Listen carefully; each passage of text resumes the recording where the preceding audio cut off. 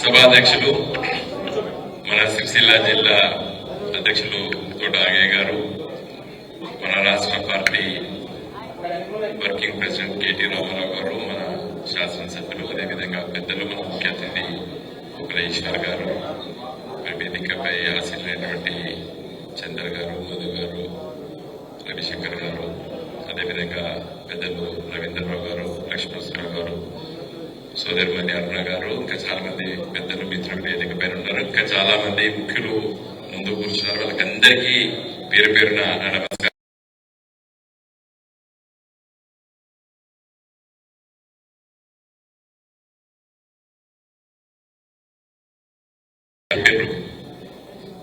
రాజకీయాల్లో అధికార పక్షం, ప్రతిపక్షం ఉంటుంది.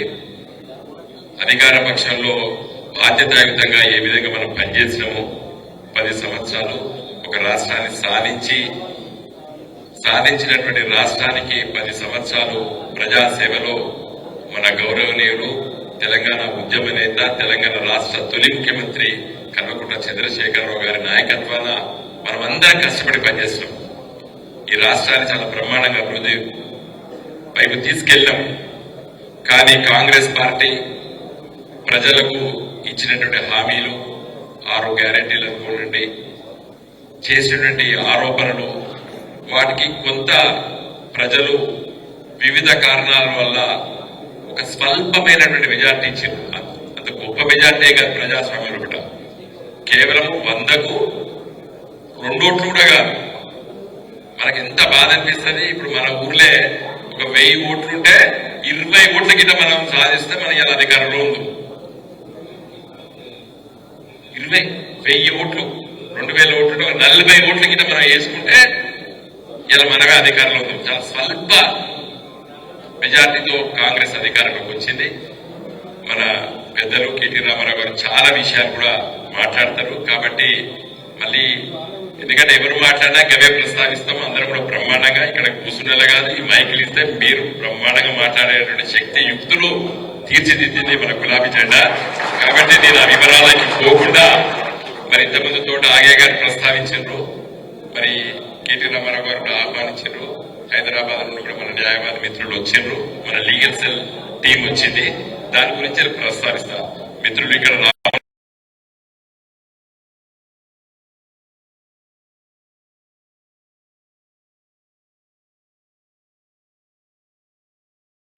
నవీన్ గారు ఉన్నారు. మీ అందరితో కలిసి మెలిసి తిరిగిన వాళ్ళు. మరి వాళ్ళ పైన ఇక్కడ ప్రభుత్వ యంత్రాంగము రాజకీయ ప్రేరణతో, రాజకీయ కక్షతో మరి వాళ్ళ పైన కేసులు పెట్టారు. నేను ఒక న్యాయవాది వృత్తిలో చాలా కాలం పనిచేస్తాను కాబట్టి ప్రతి ఒక్క దానిపైన సూక్ష్మంగా మరి ఎఫ్ఐఆర్ కాపీస్ అవన్నీ కూడా చూసినాను. ఇక్కడ ఉన్న మిత్రులకి 2-3 విషయాలే నేను ప్రస్తావించదలుచుకున్నాను. ఎవరికైనా అనుమానం ఉండొచ్చు, మన రామ్మోహన్ గిడ్డ ఏమైనా దొబ్బేడా, లేకపోతే మన చక్రపాణి తాము ఏసీడా, లేకపోతే మన అగ్గిరామ ఏమైనా తప్పు చేసిండా అనేటువంటి అభిప్రాయాలు మీకు ఉన్నాయని అనుకోవడం లేదు. కానీ ఒక నేరారోపణలో ఉన్నటువంటి వ్యక్తుల పైన ఉన్నటువంటి వాటిపైన నేను సూక్ష్మంగా లోతుగా ఆలోచించిన. వాళ్ళు బయట పత్రికల్లో ఈ రోజు నాకు చాలా బాధేసింది. ఉదయం పూటే నేను రవీంద్రరావు గారికి 6:30కే ఫోన్ చేస్తాను. ఉదయం పూట నేను 4-5 గంటలకి అన్ని నెట్ లో పేపర్ చదువుతా. ఈనాడులో తాటంత అక్షరాలతో రాసింది, వెలుగు పేపర్లో తాటంత అక్షరాలతో రాసిండు. సిరిసిల్ల లోపల మరి భూములు అన్యాక్రాంతమైన ప్రభుత్వ భూములు తీసుకున్నారు, చాలా మార్పులు జరిగినాయి అని చెప్పారు. అంటే ఎవరిని ఎత్తి చూపించడానికి? కేటీ రామారావు గారు. అంటే మలైన్ ఇంగ్లీష్ లో ఒక విధంగా దుష్ప్రచారం చేసి, వ్యక్తిగతంగా ఒక నిందలు చేసి బదనాం చేయడానికి చేసేటువంటి మరి విషయాలు. నేను పత్రికలు ఎందుకు రాశాను నేను అడగలేదు. పత్రికలకి ఎవరో చెప్తారుగా రాసేది, అధికార పక్షమో లేదా అధికార యంత్రాంగమో చెప్తారుగా వాళ్ళు రాసేది, పత్రికా మిత్రులు.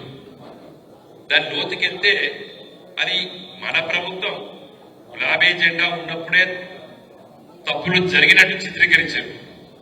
ఈయన కొనుక్కున్న భూమి అది 2007లో ఆనాడు ఎవరున్నారు అధికారంలో? కాంగ్రెస్ పార్టీ అధికారంలో. వాళ్ళు నో అబ్జెక్షన్ సర్టిఫికేట్ ఇచ్చారు. అప్పుడు సిరిసిల్ల జిల్లా లేదు. నేను నేను ఎందుకు నిలబడలేదు? నిందితుల్లాగా నిలబడతావు, కోర్టులో నిలబెట్టడు. నువ్వెందుకు నిలబడాలి రాము? 2007 ఎవరున్నప్పుడు అధికారంలో ఎన్ఓసి నో అబ్జెక్షన్ సర్టిఫికేట్ ఇచ్చింది ఎవరు? కాంగ్రెస్ అధికారం ఇచ్చింది.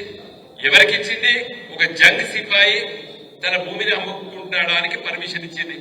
ఆయన అమ్ముకున్నాడు, ఇంకొకరు కొన్నారు, ఇంకొకరు కొన్నారు, ఇంకొకరు కొన్నారు. ఆయనకి చివరికి ఈయన కొన్నాడు. తప్పేందండి?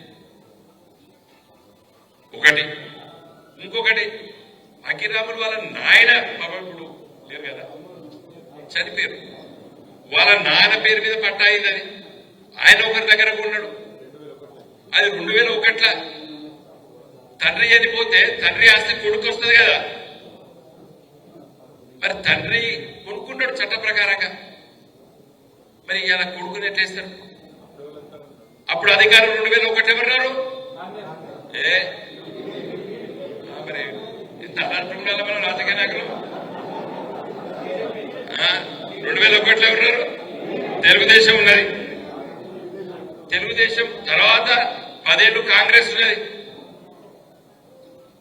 మొత్తము లెక్క తీపించినప్పుడు నేను ఉత్తగా నేను రామోహన్ జైలర్ తెల్లారిపోయిన కాంచాలి చక్రపాణి గారు వస్తే మేము అందరూ కూర్చొని మొత్తం లెక్కలు తీసినాం.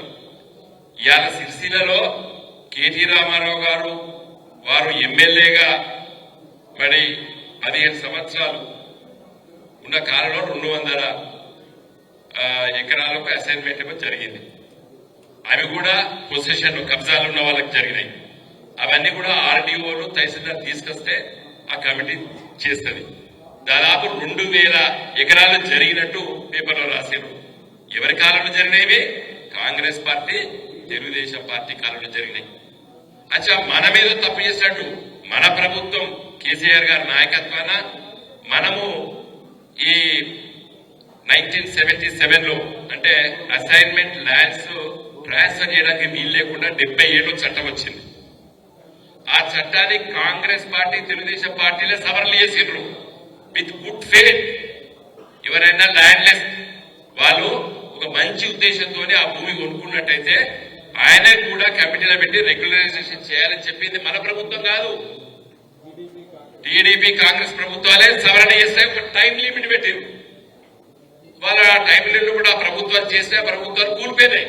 మన ప్రభుత్వం వచ్చిన తర్వాత ఆ విధంగా అన్యాక్రాంతాలైనటువంటి వాటిని కూడా మళ్లీ రెగ్యులరైజ్ చేయడానికి ఒక చట్టం తీసుకొచ్చారు. దాని కింద ఇటీవల కాలంలో కొన్ని జరిగినాయి.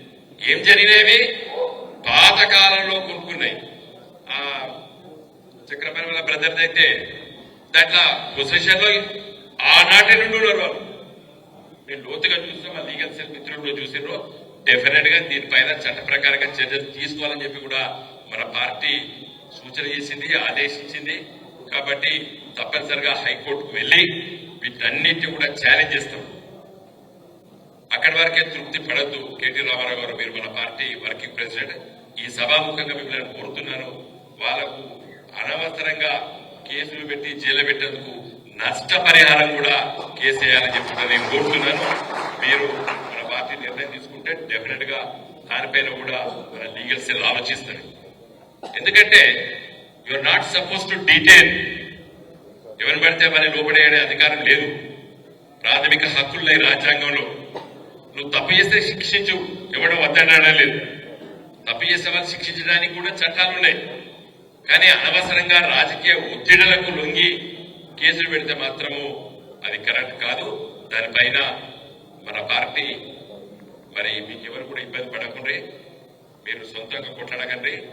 ఇది పార్టీ తరఫున ఏమైనా ఖర్చులు గిర్చులుంటే కూడా మేమే చూసుకుంటాం. పార్టీ తరఫున కూడా కొట్లాడదామని తెలియజేస్తూ నేను సెలవు తీసుకుంటా. రాజకీయాలు మాట్లాడడం బాగున్నది, కానీ కేటీ రామారావు గారు ఉన్నప్పుడు, మన పార్టీ వర్కింగ్ ప్రెసిడెంట్ ఉన్నప్పుడు మరి మాట్లాడడం భావ్యం కాదు. కాబట్టి నేను ఎందుకంటే చాలా రోజుల తర్వాత ఎన్నికలు అయిపోయిన తర్వాత 6 నెలలు కదా, లోపల ఆగదు కదా, చేతులు పులుగులో పెట్టినప్పుడు నాలుకే కూడా ఉన్నది. కానీ చాలా విషయాలు ఉన్నాయి కాబట్టి రామారావు గారు మాట్లాడతారు. కాబట్టి నేను సెలవు తీసుకుంటున్నా. జై తెలంగాణ. సమయభావం